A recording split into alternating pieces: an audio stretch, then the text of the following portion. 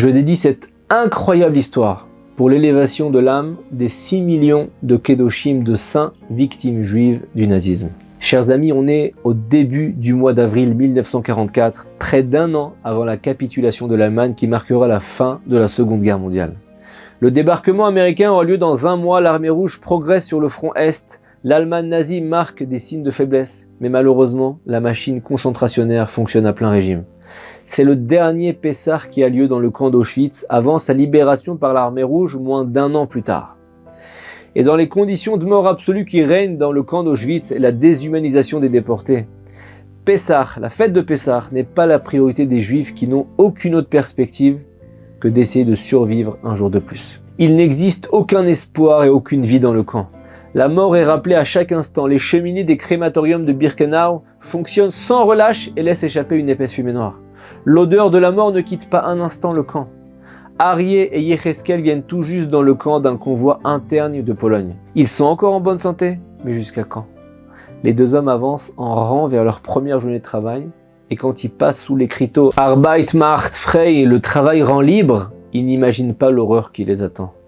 De tous les côtés, les nazis hurlent des ordres en allemand. Leurs bergers allemands aboient, les bourreaux se tiennent droit en bottes de cuir, agitant un fouet muni d'une bille en acier pour menacer les prisonniers. Ils crient pour que les prisonniers aillent plus vite au travail et s'épuisent davantage. « Schnell ! Vite !» Pendant ce temps, que font Yecheskel et Arié? Ils avancent, mais on dirait qu'ils se disputent. Ils parlent discrètement, mais avec une forte agitation. Les deux hommes lancent des regards de côté pour que les nazis ne les remarquent pas. La discussion a l'air orageuse. De quoi parle-t-il? On dirait qu'il s'agit d'une question de vie ou de mort. Ils savent bien que les nazis guettent la moindre occasion de frapper avec leur fouet, si ce n'est appuyé sur la gâchette de leur revolver ou de leur pistolet mitrailleur. La vie humaine n'a aucun prix à leurs yeux. En un seul après-midi passé dans le camp, les deux hommes ont déjà assisté à plusieurs exécutions. Et les déportés, avec qui ils partagent leur baraquement, les ont prévenus. Chaque matin, ils se lèvent en sachant clairement qu'ils peuvent mourir aujourd'hui, et chaque soir, ils sont surpris d'avoir vécu un jour de plus. Une grande partie de leurs compagnons de captivité ont totalement perdu leur clairvoyance. Même ceux qui ont réussi à conserver un peu de lucidité ne pensent qu'à survivre. À quoi peut-on penser quand on vit en enfer? Ils n'ont ni le temps ni la force de parler. Ce n'est pas un jour de jeûne aujourd'hui. Ça ne vaut rien comparé à un jour dans les camps de concentration. Mais Yecheskel et Arié, deux jeunes garçons originaires de Varsovie en Pologne, viennent d'arriver. Ils ont encore un peu de vie en eux, malgré les horreurs qui les entourent. Et ils débattent sans répit. Leur deuxième nuit dans le camp, alors que tous les hommes tombent brisés, épuisés sur leur paillasson, nos deux hommes continuent leur discussion animée. Certains de leurs amis se joignent à leur conversation, ça leur amène un semblant de distraction, un peu comme s'ils avaient reçu un poste de radio. Et le baraquement se divise rapidement en deux sections, une pro-Arié et une pro-Yecheskel. Le sujet de la conversation est enfin connu. Arié résume sa position avec beaucoup d'énergie. Il dit « L'interdit de manger du chametz, du levain à Pessah est si grave que la Torah s'est montrée rigoureuse plus que tout autre interdit. Tous les autres interdits s'annulent dans un rov, une majorité, si un petit morceau de viande de porc tombe dans une casserole contenant de la viande cachère. C'est permis de manger le plat si la viande de porc s'annule dans une quantité 60 fois supérieure. Mais s'il ne tombe qu'une seule miette de chametz dans une casserole pendant les 7 jours, toute la casserole est interdite à la consommation et il faut brûler tout le plat. » Les prisonniers écoutent attentivement. Entendre ces paroles de Torah éveillent leur âme juive éteinte par la sauvagerie des camps et leur rappelle des souvenirs de jeunesse. Arié reprend son argumentation et dit « C'est vrai qu'on est à Auschwitz, dans une situation terrible où on est privé de choix. On est forcé et on a même le devoir de manger du chametz pour survivre. Alors nous mangerons du chametz et tout ce qu'on nous proposera. Mais demain matin, si je reçois ma portion de pain, je la mangerai pas tout de suite car je me trouve pas encore en situation de pikuach nefesh, de vrai danger de mort. Je peux encore attendre sans problème 1 heure ou 2. Est-ce que vous êtes d'accord? Alors il vaut mieux attendre, repousser la consommation de chametz autant que possible, jusqu'à ce que j'arrive à une situation où ma santé risque de se dégrader en raison de la faim. Et c'est juste à ce moment-là que je mangerai mon pain. » Et là, les partisans d'Arié sont d'accord avec lui.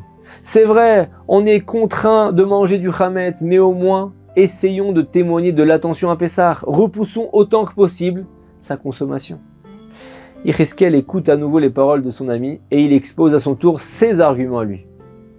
Il se tient à côté de la fenêtre par laquelle on aperçoit les cheminées éclairées par la lumière de la pleine lune. Cette vision le fait frissonner. Pourquoi parler de sujets aussi dérisoires en apparence, alors que la mort les attend? Et malgré ça, il répond avec force. Tu as raison, Arié, manger du Hametz est un très grave interdit. Mais tu es d'accord avec moi qu'au bout du compte, on est obligé d'en manger. On ne pourra pas reporter cette consommation de nourriture plus de 2 ou 3 heures. Ici, on a tout le temps faim. Les maudits nazis nous donnent à manger que pour survivre et pour nous obliger à faire des travaux épuisants jusqu'à la mort. Pas une miette n'est superflue si on veut survivre.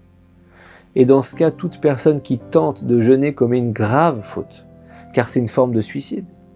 Il y a un interdit que tu oublies dans ton raisonnement, c'est celui de balirae ou balimatse, de voir et de trouver du Hametz.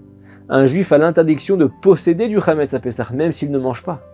Si tu reportes la consommation du Hametz de quelques instants, tu transgresses l'interdit de posséder du Hametz pendant un certain laps de temps, et ensuite tu transgresses l'interdit de manger du Hametz.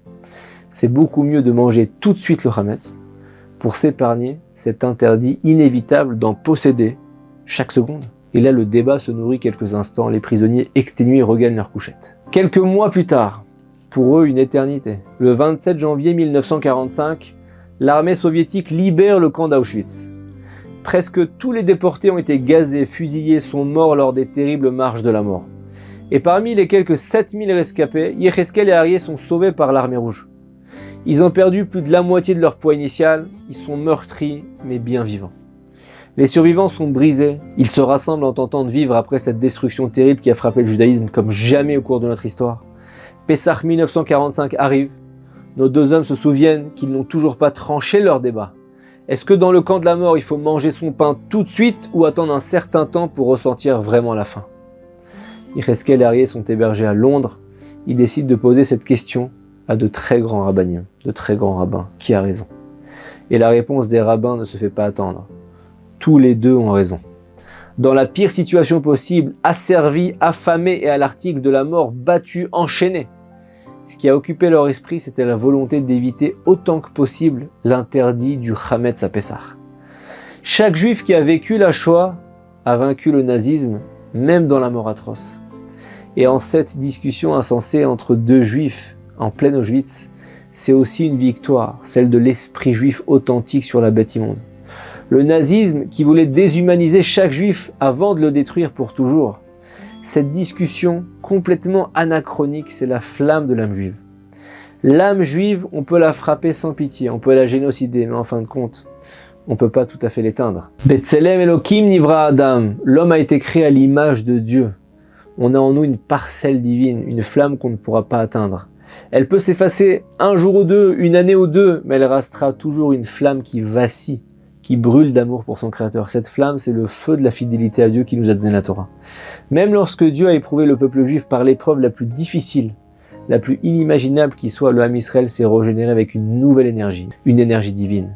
Cette histoire insolite et émouvante, c'est un témoignage authentique d'une des nombreuses anecdotes vécues par nos illustres ancêtres pendant la Shoah.